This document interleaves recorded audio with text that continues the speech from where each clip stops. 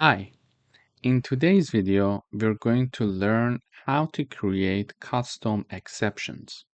In order to create custom exceptions, we're going to use the raise keyword and exception built in. Okay, so here is an example. Let me illustrate it with an example for you.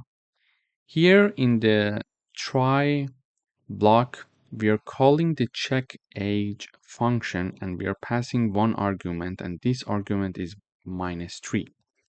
So when we call this function is declared here.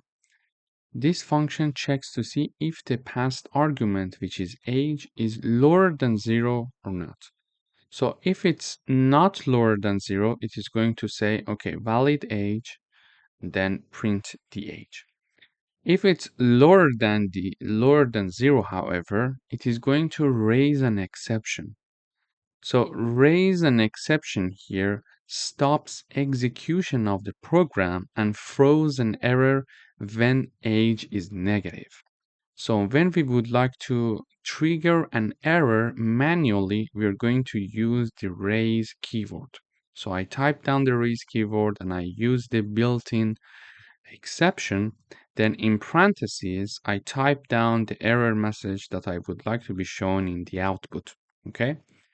And then this part is finished. So an error is thrown and it is caught by this part. So the except part is going to caught the error and then print the error here in the output.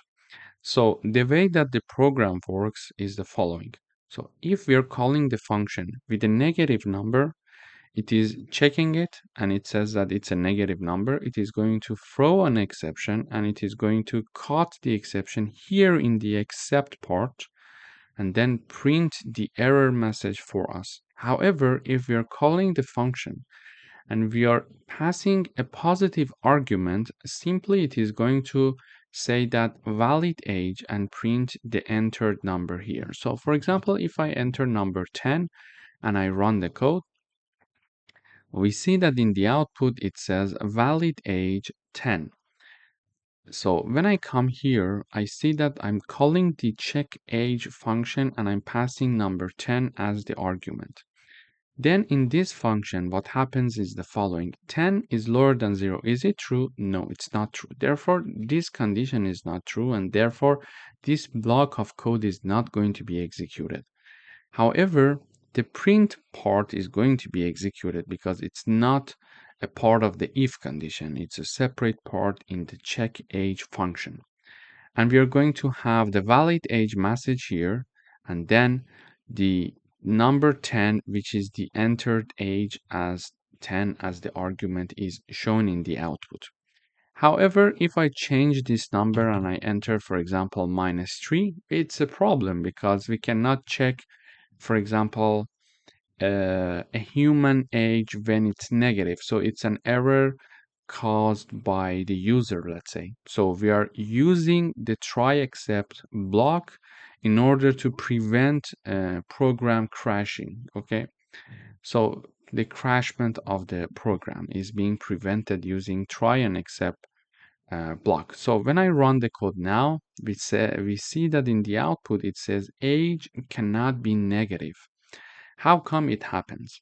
So in the try block, we are calling the function and passing -3, and this function is called.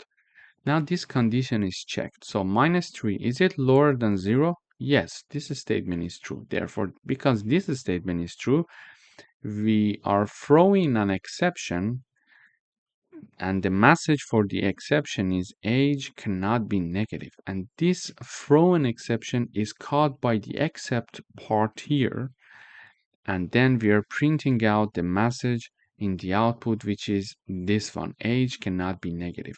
So in this video, we learned how we can create custom exceptions, and this is done using the raise keyword. The raise keyword triggers an error manually.